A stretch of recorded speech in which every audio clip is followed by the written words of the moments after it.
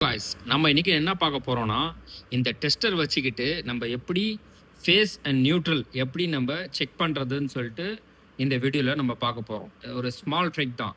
இப்போது இந்த மாதிரி நம்ம 2 டெஸ்டர் எடுத்துக்கணும். ஃபஸ்ட்டு இந்த டெஸ்டர் நம்ம இங்கே வச்சிடுறோம். வச்சுக்கிட்டு பட்டன் ஆன் பண்ணுறோம்.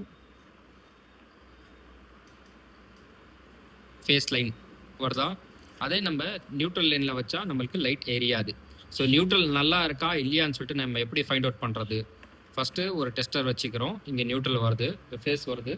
அதுக்கப்புறம் நம்ம இன்னொரு டெஸ்டர் எடுத்துக்கிறோம். இன்னொரு டெஸ்டர் இங்கே வச்சா நம்மளுக்கு லைன் வருதா? எதுவும் வரல.